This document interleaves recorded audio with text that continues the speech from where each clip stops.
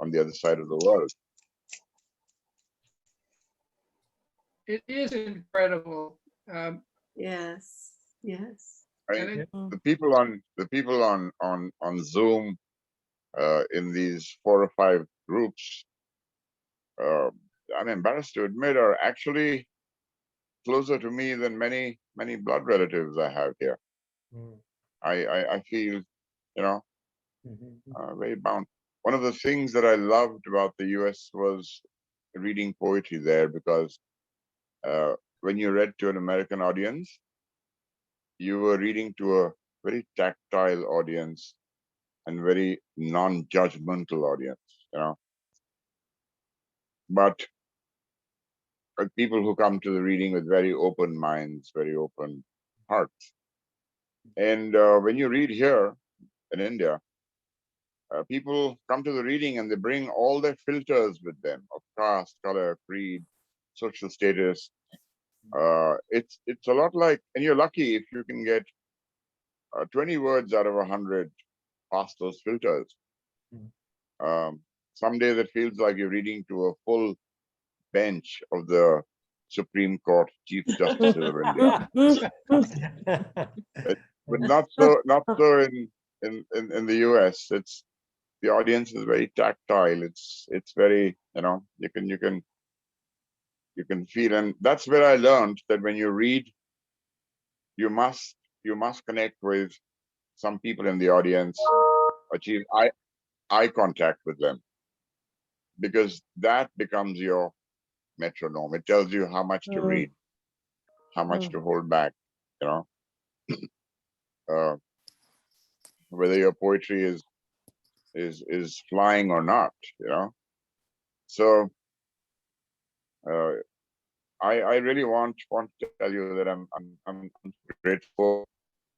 My poetry connect began with the US when someone took a collection of my poetry to the States. My early writing was about water, influenced by water. And organization called the Senior Environment Corps in Philadelphia asked me to be their poet laureate. So of course I accepted. And back home, everyone was criticizing me that the U.S. is involved in a really bad war in Iraq, and you've gone there to lick their spit. And I found that so stupid, because war is older than the oldest profession. Nothing in human nature is older than war. When human beings die and they're buried, their nails keep growing. So what are nails? Nails are weapons. They keep growing even after we're dead. What does that tell us about who we are? War is germane to our nature. And I've begun to believe that war is one of the tools that nature uses in human nature to maintain diversity. Because the key to the survival of nature is diversity. It's not specialization. It's only when you have many species, many varieties, many breeds, that a species will survive.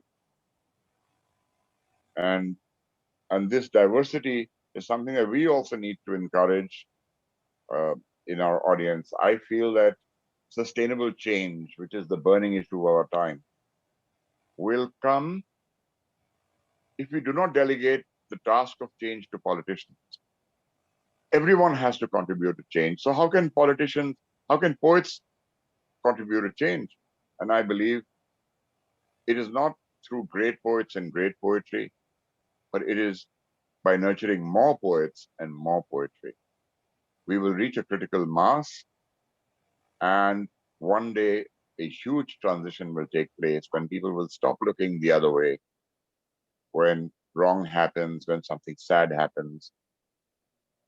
People ask me this question: what is the purpose of poetry? And I believe, and I want to share this with you, I believe that the purpose of poetry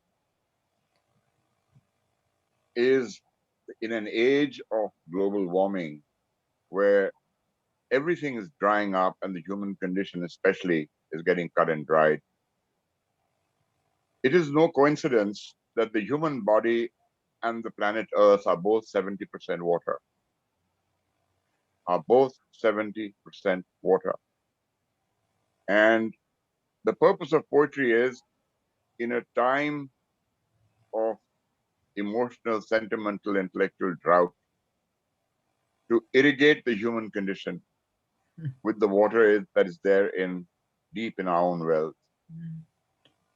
And poetry is the best tool to bring that water up. You can go to a well with a thirst, that won't bring the water up. You need a bucket, you need a rope. And the best rope and bucket to irrigate the human condition and to save us from being cut and dried humans of the industrial age is to use poetry and promote poetry. I believe that it is one of the purposes of our existence.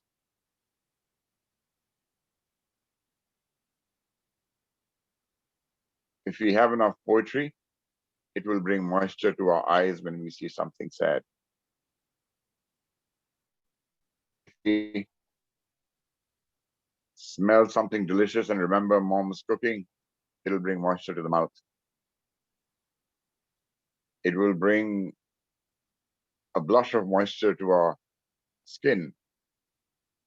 And in a secret and sacred part, it will bring moisture when we are aroused to be what we can be. So it is the purpose of poetry to nurture and irrigate our body so that we can feel these things naturally. You see something sad, it must bring a tear to your eye. You see something, uh, delicious, or smell something delicious, it must bring moisture to your mouth. It must. And that's how we start living in 5 senses instead of one. Mm. I'm so grateful that I could listen to all this poetry today, because really, really, Billy and Sandy and John and Bill, you guys are such incredible hosts. I am shaken and stirred. Thank you very much. God bless. Thank you, Amit. And I really must close this down now. Don, do I click the recording button to